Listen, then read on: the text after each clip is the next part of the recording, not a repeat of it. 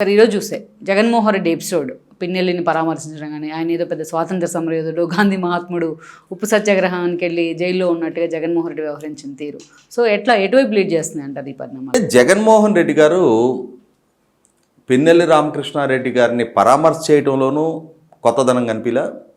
అక్కడ పిన్నెల్లి రామకృష్ణారెడ్డి గారి ద్వారా జరిగిన సంఘటనలన్నీ ఇష్యూస్ని జనరలైజ్ చేసేసి దాని ఇంటెన్సిటీ తగ్గించడానికి ఆయన చేసిన ప్రయత్నంలో కూడా నాకేం కొత్తదనం అనిపించలేదు. ఎందుకంటే ఇదే జగన్మోహన్ రెడ్డి గారు దశాబ్ద కాలంగా రాష్ట్ర రాజకీయంలో ఆయన వ్యవహార శైలి ప్రజలందరికీ సుపరిచితమే. ముఖ్యంగా 2019 నుంచి 24 దాకా ఆయన ముఖ్యమంత్రిగా పదవి బాధ్యతలు చేపట్టిన తర్వాత ఈ మధ్యకాలంలో చూసాం కదా మనం, వివేకానంద రెడ్డి గారి హత్య కేసులో అక్యూజ్డ్గా నమోదై ఉన్న అవినాష్ రెడ్డి కడప ఎంపీగా పోటీ చేస్తున్న సందర్భంగా అదే అవినాష్ రెడ్డి గురించి ఎంత సమర్థిస్తూ అవినాష్ రెడ్డిని అమాయకుడు చిన్నపిల్లోడు అని చెప్పని చిత్రీకరించే ప్రయత్నం చేశారో చూసాం మనం.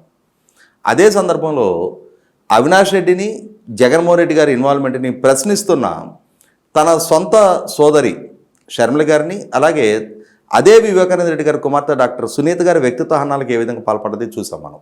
వాళ్ళకి సంబంధించిన సొంత మీడియా ద్వారా, వాళ్ళ ప్రభుత్వ సలహాదారుడి ద్వారా, స్వయంగా జగన్మోహన్ రెడ్డి గారు కూడా హత్య కావింపబడ్డ వివేకానంద రెడ్డి గారి కుమార్తె కన్నా కూడా అవినాష్ రెడ్డికి ప్రయారిటీ ఇచ్చిన తీరు చూసిన తర్వాత ఇప్పుడు పిన్నెల్లి రామకృష్ణారెడ్డికి ఆయన ప్రయారిటీ ఇవ్వడంలో ఆశ్చర్యం లేదు.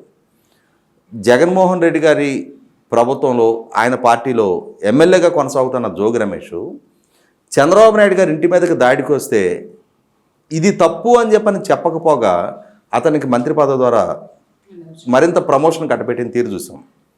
అదే సందర్భంలో అమరావతి రైతులు న్యాయస్థానం టు దేవస్థానం అని చెప్పని వారు ఒక పాదయాత్ర సంకల్పించుకుంటే తన నియోజకవర్గ పరిధిలో పాదయాత్ర జరుగుతున్న సందర్భంగా అంటే రైతు కుటుంబాలకు సంబంధించిన మహిళలు కాబట్టి వారి పట్ల కొంత మానవతా దృక్పథాన్ని కనపరిచిన కోటంరెడ్డి శ్రీధర్ రెడ్డి గారు వారిని కలిసి వాళ్ళ మంచి చెడ్డల గురించి ఆరా తీశారని చెప్పని ఏకైక కారణంతో రాజశేఖర రెడ్డి గారి హయాం నుంచి కూడా ఆ కుటుంబం పట్ల అత్యంత లాయల్గా ఉన్న కోటంరెడ్డి శ్రీధర్ రెడ్డి గారి పట్ల ఏ విధమైన వివక్ష ప్రదర్శించింది చూసాం.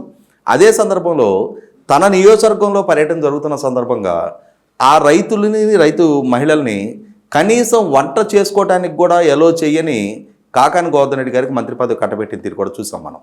అంటే ఇక్కడ మొదటి నుంచి కూడా ఎవరైతే విద్వేషాలు రెచ్చగొట్టే విధంగా దాడులు దౌర్జన్యాల సంస్కృతిని ప్రోత్సహిస్తూ వచ్చారో అటువంటి వారినే జగన్మోహన్ రెడ్డి గారు ప్రోత్సహిస్తూ వచ్చారనేది వాస్తవం. ఏ స్థాయిలో కూడా తన పార్టీ, తన సోషల్ మీడియా, తన నాయకులు, తన మంత్రివర్గ సహచరులు, తన శాసనసభ్యులు వాళ్ళు ఎంతటి విశృంఖలతాన్ని ప్రదర్శించినా కూడా పార్టీ నాయకుడిగా, ముఖ్యమంత్రిగా ఇది సహేతుకమైన ప్రవర్తన కాదు. ప్రజల్లో ప్రజానాయకులుగా చలామణవుతున్న వాళ్ళు ఆదర్శవంతమైన నడవడిక అలవర్చుకోవాలి అని చెప్పగలిగే నైతికత ఆయన పాటిస్తే ఆయన శ్రేణులు కూడా దాన్ని అలవర్చుకుంటారు. ఆయనే వాళ్ళందరినీ ప్రోత్సహించిన తీరు చూస్తూ ఉన్నాం.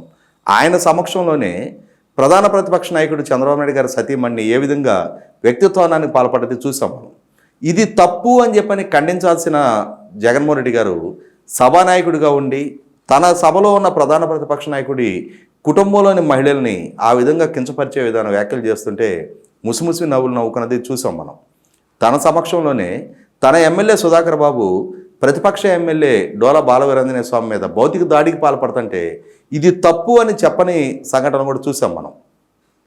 కాబట్టి ఇవాళ పిన్నెల్లి రామకృష్ణారెడ్డి ద్వారా ఈవీఎం ధ్వంసం చేయడాన్ని ఆయన సమర్థిస్తున్నాడు.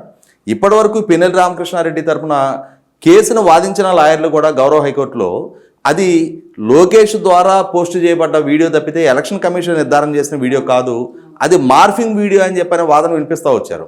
కానీ ఇవాళ జగన్మోహన్ రెడ్డి గారు స్వయంగా పిన్నెల్లి రామకృష్ణారెడ్డే ఈవీఎం ధ్వంసం చేశాడు అని చెప్పని ఎండార్స్ చేయడం ద్వారా అతనికి పరిస్థితి సానుకూలంగా లేదు కాబట్టి ధ్వంసం చేశాడు అంటున్నారు.